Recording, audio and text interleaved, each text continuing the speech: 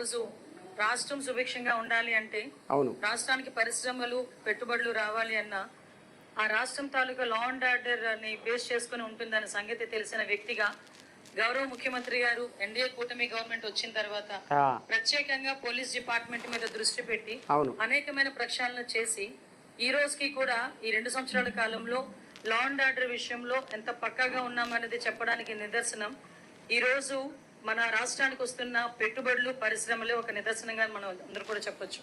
ఎందుకంటే ఒక పెట్టుబడిదారుడికి ఇక్కడికి రావాలి, ఇక్కడ పెట్టుబడి పెట్టాలంటే ఒక నమ్మకం కలగాలి.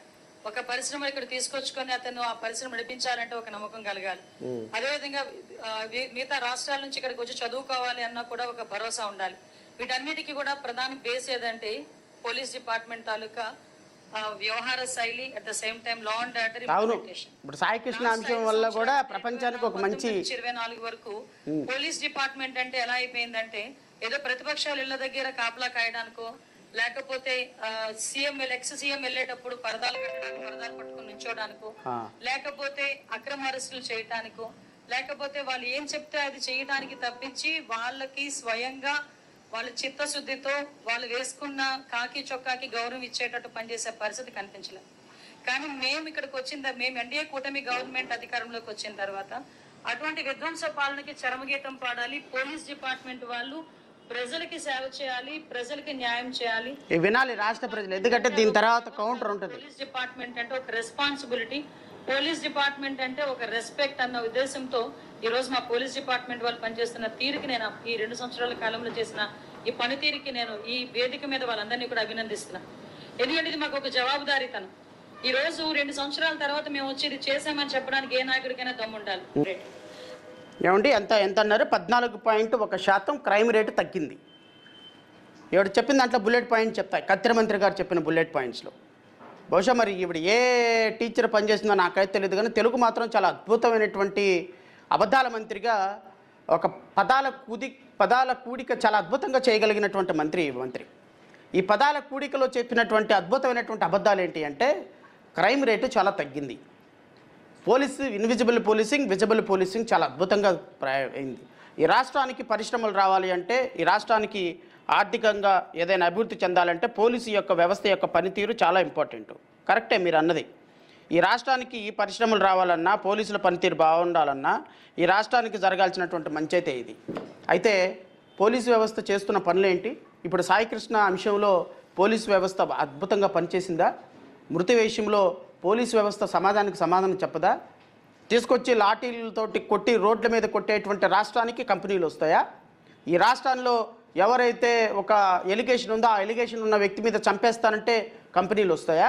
4 కేసులు నమోదవగానే ఆ వ్యక్తిని తీసుకొచ్చి పోలీస్ స్టేషన్లో చంపేసేసి బూడిద చేసేద్దామంటే కంపెనీలు వస్తాయా? లా అండ్ ఆర్డర్ బాగుంటుందా? మరి మీ అధినేత మీద 36 కేసులు ఉన్నాయి. మరి ఏ స్టేషన్కి పంపిద్దాం? మీ చంద్రబాబు నాయుడు గారు మా రాష్ట్ర ముఖ్యమంత్రి మీద ఎలక్షన్ అఫిడవిట్లో కొడితే 40 కేసులు ఉన్నాయమ్మా, అన్నీ క్రైమ్లే. 2 కేసులు ఉంటే నువ్వు మరి రౌడీ షీట్ కట్టి తీసుకెళ్ళి 2 కేసులే. ఆ అబ్బాయి సాయి కృష్ణ చనిపోయినటువంటి వ్యక్తి మీద 2 కేసులు ఉన్నాయి, ఇప్పటికి పెండింగ్ ఉన్నాయి. మిగతా అన్ని న్యాయస్థానాలు కొట్టేసిన కేసులను కూడా బయటకు తెచ్చి మరి 2 కేసులు ఉన్నవాడు బతకడానికి అర్హత లేకపోతే, 2 కేసులు ఉన్నాడు లాకప్ డెత్ చేయించుకొని తల్లిదండ్రులకి బోడిత కూడా దొరకనీయకపోతే మరి 36గా 40 కేసులు ఉన్నటువంటి మన ముఖ్యమంత్రి గారిని ఏ స్టేషన్కి పంపిద్దామమ్మా? ఆయనతో పాటు పోటీ పడి కేసులు పెట్టించుకోండి. 10 కేసులు ఉంటే కార్పొరేషన్ పదవి, 20 కేసులుంటే క్యాబినెట్ ర్యాంక్ పదవి, 30 కేసులు దాటిన వ్యక్తికి ప్రజాప్రతినిధి పదవి ఇచ్చి ప్రకటించి బంపర్ ఆఫర్ పెట్టినటువంటి మన కాబోయే మీ యువ నాయకులు మీ ముఖ్యమంత్రి కాని ముఖ్యమంత్రి మరి నారా లోకేష్ గారిని ఏ స్టేషన్కి పంపిద్దామమ్మా? 100 కోట్ల రూపాయలు దోచుకున్నాడని ఆరోపణలు ఉన్నాయి కదా, మరి ఆయన ఏ స్టేషన్కి పంపిద్దాం? మీరు చెప్పండి హోమ్ మినిస్టర్గా. మీ అబద్ధాలు రాష్ట్ర ప్రజలకి ఎంత దౌర్భాగ్యం అంటే, 14% క్రైమ్ రేట్ తగ్గిందా? ఆంధ్రప్రదేశ్ ముఖ్యమంత్రి కదమ్మా మీరు? Very good. ఆంధ్రప్రదేశ్ మంత్రి అనే అనుకుంటున్నాను నేను. మన ఆంధ్రప్రదేశ్లో పోలీస్ డిపార్ట్మెంట్కి హెడ్ డీజీపీ అని ఒక ఆయన ఉంటారమ్మా. పాపం మనకి మిగతా వాటి మీద ఉన్న కాన్సన్ట్రేషన్, నిన్న మంత్రి అమర్నాథ్ అన్నాడు కదా, మాజీ మంత్రి అమర్నాథ్, వాటి మీద ఉన్న కాన్సన్ట్రేషన్ వీటి మీద ఉండదు. వాటి మీద ఉన్న కాన్సన్ట్రేషన్లో ఒక 10% వీటి మీద పెడితే మనకి కొత్త మంత్రి అన్న కాన్షియస్ వస్తుంది.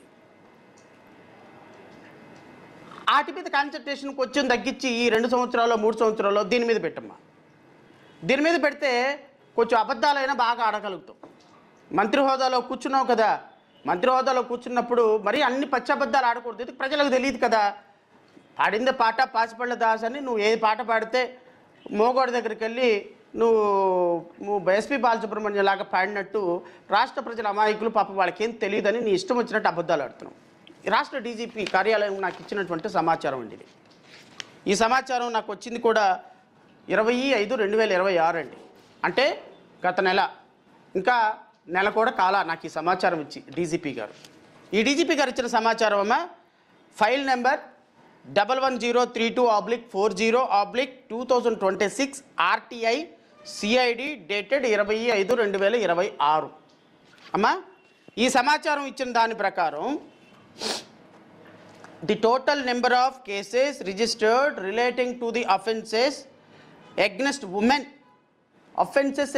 women in Andhra Pradesh from 1/7/2024 to 30/4/2026 వరకు మన రాష్ట్రంలో కేవలం ఉమెన్ మీద, చిల్డ్రన్ మీద, వృద్ధుల మీద, మనుషుల మీద తీసి పక్కన పడేయమ్మా, ఆడపిల్లల మీద అన్యాయం జరిగితే విష్ణు చక్రాల కంటే ఫాస్ట్గా వచ్చి వారిని నేను వధిస్తాను అన్నాడు కదా ఒక విష్ణుమూర్తి, ఒక రాముడు, ఒక కృష్ణుడు, ఒక అల్లా, ఒక జీసస్, ఇంకా బహుశా ఇంకా దేవుళ్ళ పేర్లు లేవు ఇంకో కొత్త పేరు పెట్టడానికి. ఎవరమ్మా? మీ ఉప ముఖ్యమంత్రి పవన్ కళ్యాణ్ గారు. ఆ పవన్ కళ్యాణ్ గారు ఏదైతే చట్టాలు తయారు చేసి, కొత్త చట్టాలు తయారు చేసి ఒక ఆడపిల్లని పట్టుకోవాలి అంటే గజ గజ గజ గజ వణికిపోతాం, నాకు అధికారం ఇవ్వండి సొల్లు కబుర్లు, సోది కబుర్లు, పోసుకోలు మాటలు చెప్పాడు కదా ఒక ఉప ముఖ్యమంత్రి.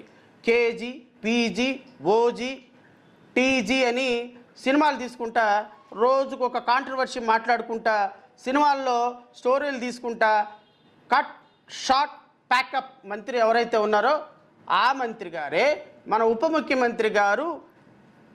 ఇష్టమైనటువంటి శాఖ, నువ్వు కష్టపడి నిర్వహిస్తున్నటువంటి శాఖ, ఆ శాఖలో నమోదైన కేసుల వివరాలు ఎన్నో తెలుసమ్మా? 2 సంవత్సరాల వ్యవధిలో 44,586 అమ్మా. ఒకసారి కొంచెం కెమెరా జూమ్ చేయండి అయ్యా, రాష్ట్ర ప్రజలకు కూడా అర్థమవుతుంది.